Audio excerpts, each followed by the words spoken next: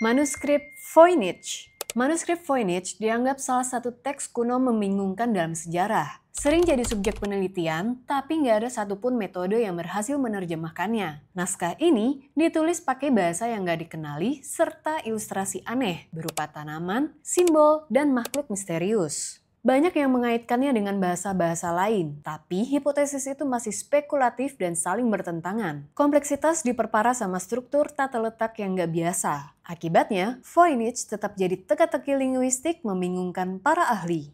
Rohong Codex merupakan naskah kuno yang ditemuin di Hungaria dan dikenal karena sistem tulisannya yang kompleks. Terdiri dari hampir 200 simbol berbeda dan tampaknya nggak ngikutin pola fonetik yang bisa dikenali. Sebagian besar peneliti percaya kalau simbol-simbolnya mewakili kata atau konsep. Selain itu, ilustrasi dalam buku ini gambarin adegan religius dan peperangan. Upaya penerjemahan dilakukan menghasilkan berbagai interpretasi yang bersifat spekulatif. Kurangnya konfirmasi dari teks bilingual menjadikan Rohong Codex sebagai salah satu teka-teki tertulis yang belum terpecahkan. Kikade 3301. Beda dari sebelumnya, teks ini muncul di sekitar tahun 2010-an. Kikade 3301 merupakan enskripsi data paling kompleks yang pernah ada. Ditulis dalam gaya rune, setengah bagian awal teks ini berhasil dipecahkan, tapi sisanya masih jadi misteri sampai sekarang. Teka-teki ini pertama kali muncul di forum 4chan dan kemudian menyebar ke berbagai platform lainnya, termasuk Twitter. Tujuan sebenarnya Kikade 3301 tetap nggak jelas. Beberapa teori berspekulasi kalau ini alat perekrutan badan intelijen, organisasi non-pemerintah, atau bahkan kelompok yang berfokus pada seni dan filsafat. A Journal to Stella. Ini merupakan surat yang dikirim penulis Jonathan Swift kepada sahabatnya Esther Jensen. Dipercaya surat yang ditulis dengan fonetik nggak jelas ini merupakan kode yang cuma diketahui oleh Esther Jensen. Nggak ada satupun yang benar-benar bisa memahami teks ini. Copius Masonic Mnemonics. Ada sebuah buku dari 1800 bernama Written Mnemonics, illustrated by Copius Example from Moral Philosophy, Science and Religion. Buku ini dipercaya merupakan teka-teki yang berhubungan dengan organisasi rahasia. Ada yang bilang buku ini berisikan sejarah dari perang saudara, ada juga yang bilang semacam ritual.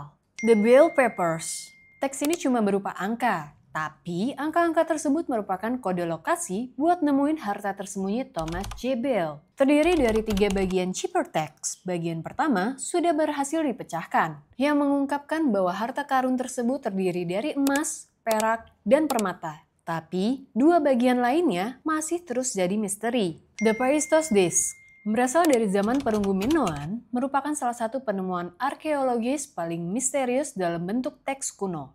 Permukaan cakram ini dipenuhi oleh simbol 242 piktograf yang disusun dalam pola spiral. Simbol-simbol tersebut nggak ditemuin dalam bentuk lain di situs arkeologi manapun. Para peneliti belum dapat mengidentifikasi bahasa yang diwakili simbol-simbol tersebut, atau bahkan nentuin apakah simbol itu mewakili huruf atau suku kata. Paistos Disc tetap jadi enigma dalam studi linguistik kuno. Rongo-Rongo of Easter Island.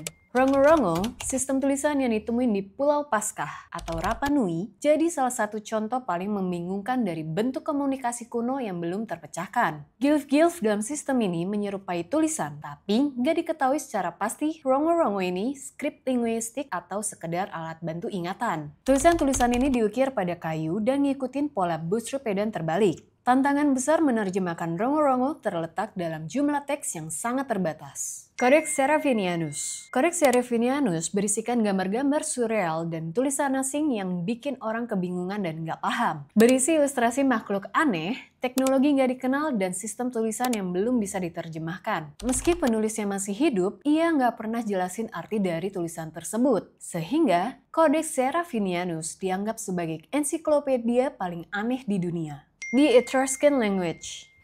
Bahasa Etruscan muncul dan ditemukan pertama kali oleh peradaban Etruscan kuno di Italia. Manuskrip ini masih sulit dipahami hingga saat ini karena nggak ada kaitan dengan bahasa lainnya. Manuskrip tersebut dipercaya memiliki potensi untuk mengungkap nama dewa hingga budaya masa kini. Book of Soiga.